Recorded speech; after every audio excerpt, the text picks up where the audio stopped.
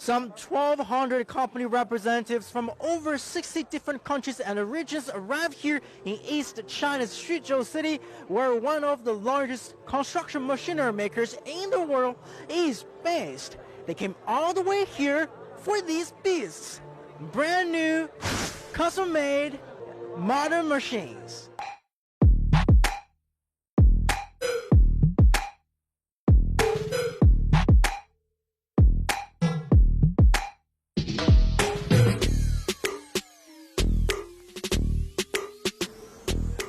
One of the largest purchases was made by WTC equipment from Brazil, a 3,000-ton crane costing some $9 million per unit. It is a gigantic and costly machine. As Washington Maura, Chief Commercial Officer of WTC, jokes, older men just get bigger toys. And this toy, he believes, comes with a great quality and a good price.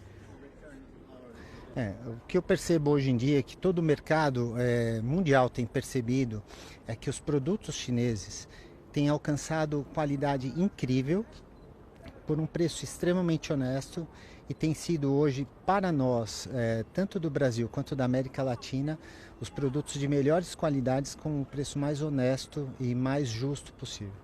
It is expected that the crane will be used to build wind farms, and it will see returns in 10 years. A very good time span for such a large investment, according to Maura. And the crane is not the only thing big in Xuzhou. 这个就能看到它是500多吨啊，569吨。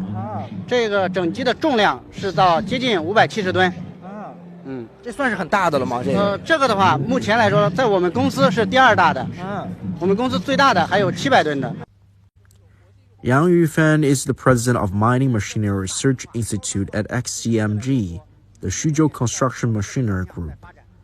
He told me that the main reason behind machines getting larger is how the mining business has changed over the past years. 矿山的规模也是越来越大，就是说矿山在整合。第二个就是用大设备的话，它能有效的减少人工，提升矿山生产的安全性。特别是在澳大利亚、在巴西，他们对于设备的大型化的需求是逐年在增长。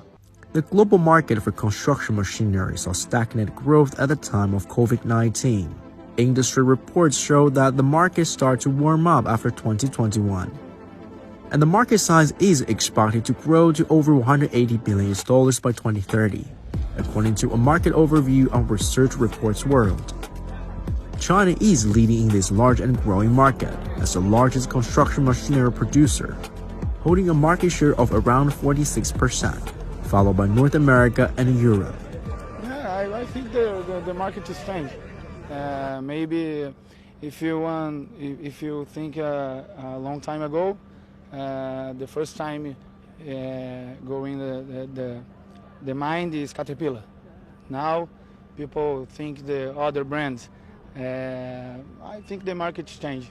Trading with China makes so much sense, and even in a climate environment, it's just up north, and for us in Perth it's the same time zone even, so it's very efficient. And the made in China brand, if you like, is actually a badge of quality these days. Apart from being larger and heavier than competitors, China is also leading the way in producing electric-powered machines, and that is garnering a lot of attention. For example, about 20% of XCMG mining machinery are now considered new energy, and it plans to offer half of its mining machinery lineup in new energy.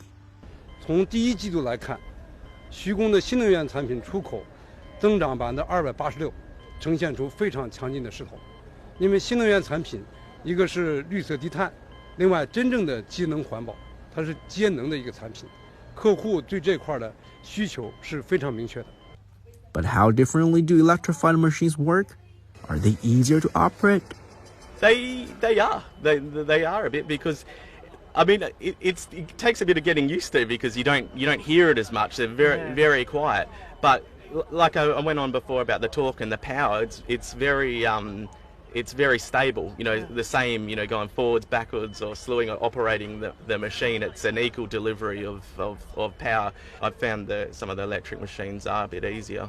Future technologies like autonomous driving and remote operating were also showcased before the global buyers in Xuzhou.